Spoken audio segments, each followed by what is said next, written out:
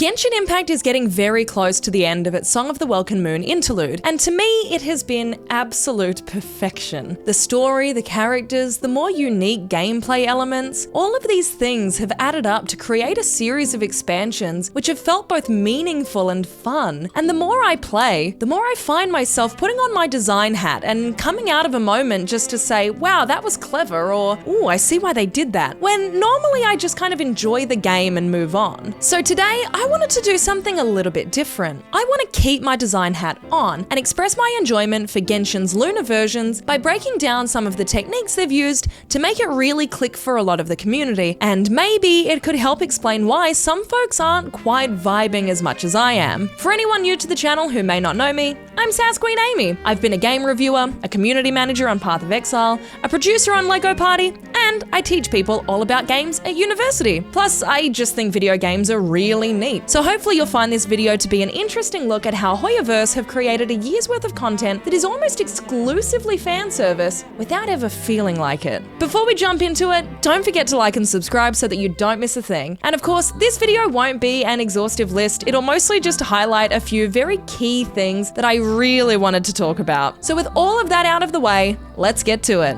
Now, I want to start by talking about the very intentional choice Hoyoverse made when it came to the naming convention for the Nod Krai arc. This year's content releases have not been called 6.0, 6.1, 6.2, and so on. They've instead been labeled as the Luna versions, because names matter a lot in Genshin, which means I have to talk about every lore enthusiast's favorite trailer, the Teyvat chapter storyline preview, Travail. For longtime players, this video gets a yearly, if not monthly, rewatch, as we poke, prod, and nod along to the references given to us years ago that now carry meaning thanks to these chapters finally coming to life in-game. And look, I could make a whole other video about why this trailer was a genius marketing strategy for player retention, but that'll have to wait for another time because I will get distracted. What I did want to say about this is that as Natlan wrapped, we were all eagerly awaiting Snezhnaya, the penultimate chapter of Teyvat's story. And then we found ourselves going on a side quest to Nod Krai, a nation we knew almost nothing about, and by Hoyo's own admission, was a space meant to fill the gaps and resolve some outstanding threads before confronting the final Archon in the Traveler's quest for answers. At first, it seemed almost unbelievable that Genshin would stray from its very clearly outlined path set out in the Travail trailer. So to uphold the integrity of those plans, the version names moved away from the 6.x and became the Luna versions. These patch titles also include musical-themed references that allude to the idea that Nod Krai is just an intermission to the main performance, with names such as Song of the Welkin Moon segue, reprise, interlude, postlude, variation, and so on. Conceptually, it's smart. It's a naming convention that reinforces the themes underpinning Nod Krai's story and existence, while still allowing Travail worshippers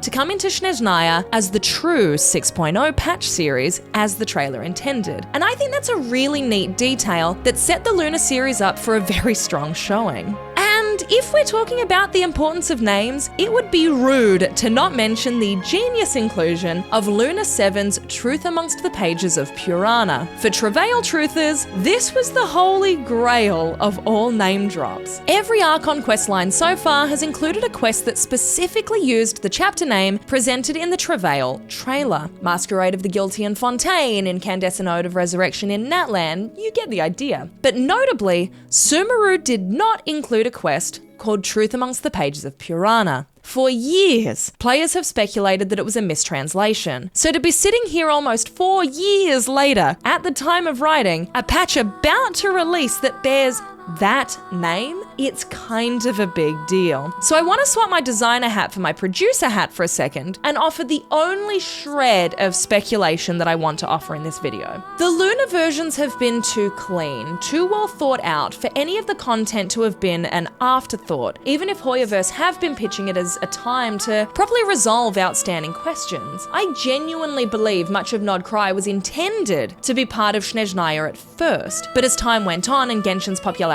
grew, I think the game game simply all became too big for the scale of its 6-week patch cycle. So my speculation here is that the decision to split off Nod Krai as its own entity was potentially made around the time they were actively developing Sumeru, hence the inclusion of an Act 3 Archon quest in the big 2026. To be fair, I think they likely would have resolved Dottoro's story around now anyways, but that said, there are so many storylines that have been able to shine in Nod Krai that just wouldn't have had the chance if they were crammed into the time frame that originally planned. My logic here is that, as a producer, the timeline is everything, and for a game like Genshin with a tight 6-week release schedule, they have to be running a ruthless creative machine to make sure dev time is going to critical content only. So what if early on, someone had the idea of this Luna intermission, and every time something interesting was suggested for a gameplay mechanic or a world quest arc in the previous patches, a producer was able to say,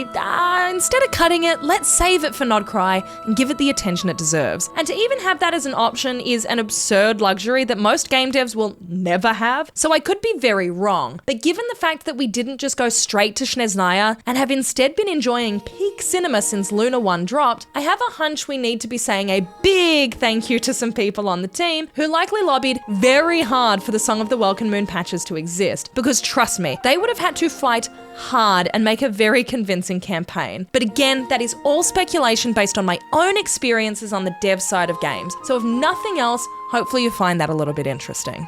Moving on from patch names now, I want to touch on a quest that was all about a name, Melting Moonlight in the Morning Mist, where Columbina embraces her chosen identity. In other words, I basically just want to gush about Moon Prayer Night for a bit.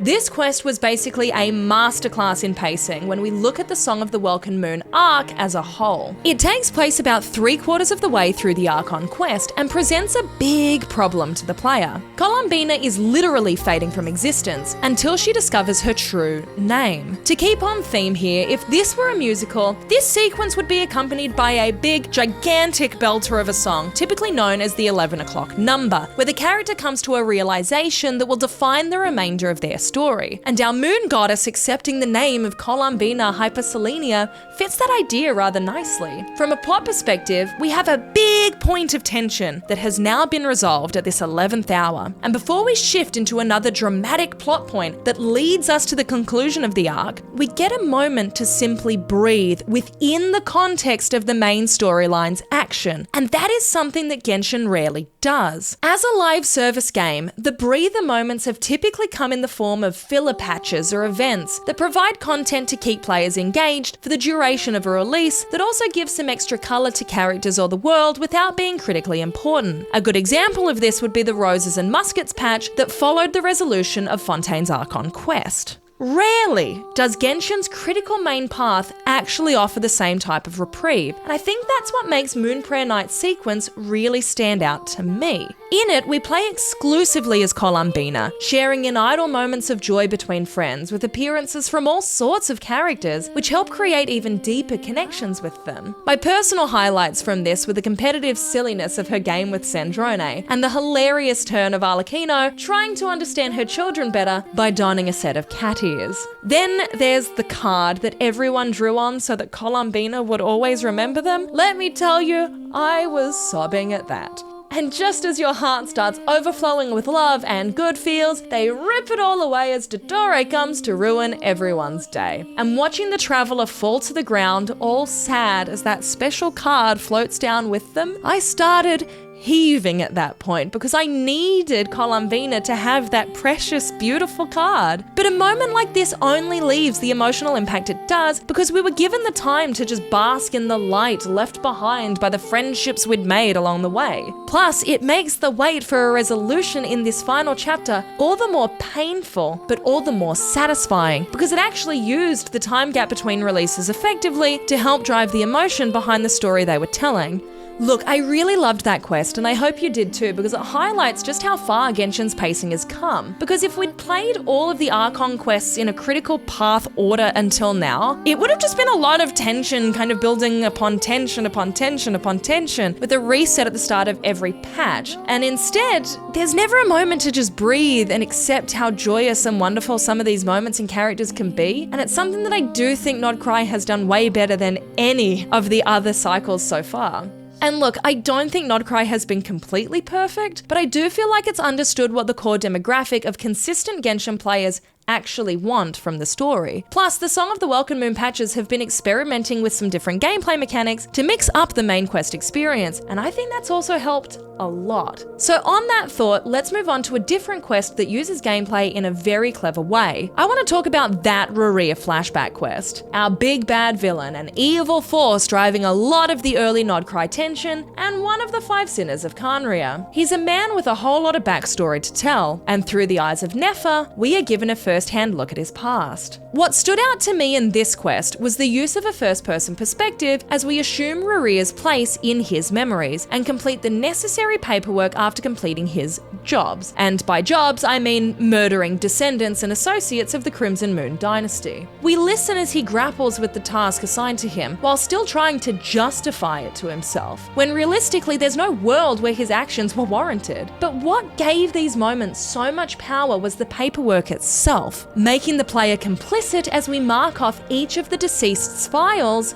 as a job complete. Functionally, our button press now pushes the dialogue along, but it also gives meaning to our action in the context of the story. Over time, we watch as we keep pressing that button, and we see the shift from pictures depicting adults through to sheets that bear the images of children on them, and yet we cross them off as another neutralized target. It's a simple choice mechanically for the gameplay, but it creates a deeply uncomfortable and unsettling feeling as we sit and witness the age of the deceased children get younger and younger. And just as it reaches the point of greatest discomfort, it shifts to Rerir just moving the papers along without our assistance, no longer offering comment on the identity of the individuals. All children at this point. They get passed along in the monotony of his work, while Rerir gets lost in his own thoughts and justifications, providing an incredibly clear picture of exactly the type of person he is with such a tiny shift in gameplay.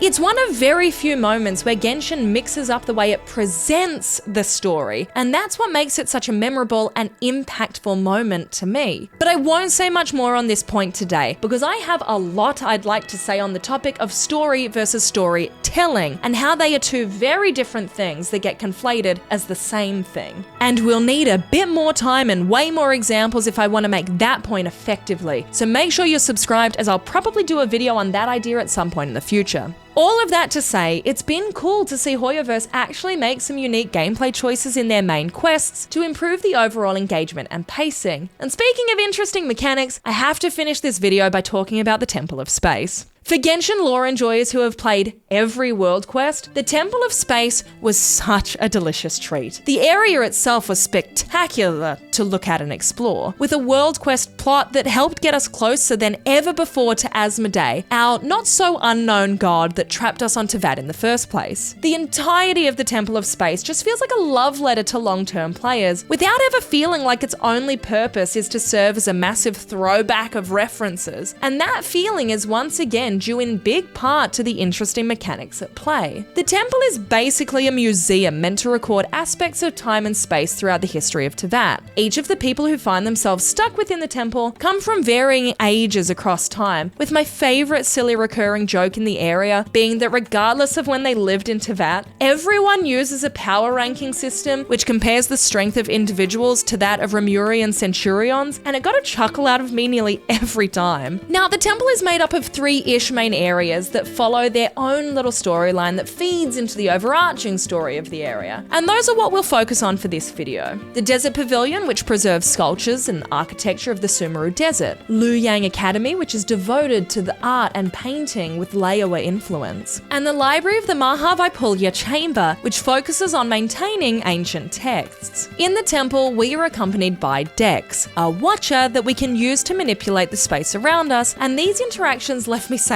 wow on so many different occasions. In the Desert Pavilion, we utilize the nearby architecture to destroy it and build something else to solve puzzles. In Luoyang Academy, we open up pathways using 2D paintings that shift our perspective. And in the library, we literally pull pages of books open to reveal grand new areas to explore until we restore the library to its former glory. Like Rerir's story, it's mechanically very simple. As a player, we click and we drag to shift the space around us. But giving the player so much agency to manipulate the environment in an optional area makes it feel like we're truly uncovering the secrets of the temple by actively restoring it. We aren't just exploring the temple and searching for rewards. The reward is the exploration, and watching the space get restored piece by piece due to our actions, as simple as they are, is a deeply satisfying experience that differs from a lot of Genshin's other unique areas. And I mean, yeah, we still get lots of chests doing all of this, but you get the metaphor. Each of these mechanics create an experience that actually makes you pause and appreciate the environment around you, and combined with all the epic lore and throwbacks to past quests that make up the Temple of Space, it's truly a Genshin icon and one that will stay with players for a long time, and one that doesn't just feel like Leo hitting the "oh snap" as he points at the screen pose. It actually feels meaningful. So with all of that in mind, I want to wrap up by saying that Nod Krai has been a really fun experience that has actually blended gameplay and story in such a way that it created a much more cohesive experience. One that, as a whole, has really rewarded long-term players for their consistent engagement by answering much-wondered questions and presenting exciting new lore to sink their teeth into. And this kind of shake-up has really worked for me, but I understand why it may not be working for everyone. Suddenly, every patch has meaning that gives the bigger picture story of the Traveler the momentum it needs to push towards the Teyvat chapter finale. And that's a big commitment to ask of your players. But it does show how much care is being put into making sure Genshin's story ends with a bang, one that leaves few loose threads and will be talked about as a really special moment in video game history. And I think that's a pretty awesome thing to be a part of. So I'm just glad to be here for the ride that Nod Krai has taken us on so far. Well, that was mighty fun getting to talk about Genshin for a change. Hopefully you enjoyed something a little bit different here on the channel, and it definitely won't be the last bit of content like this, so let me know in the comments what kind of things you'd like to see in the future, or if you have any thoughts you want to share about your time in Nod Krai. As always, thank you so much for watching. I'm SassQueenAmy. This has been a joyful Genshin Yap Fest, and I can't wait to catch you for the next one.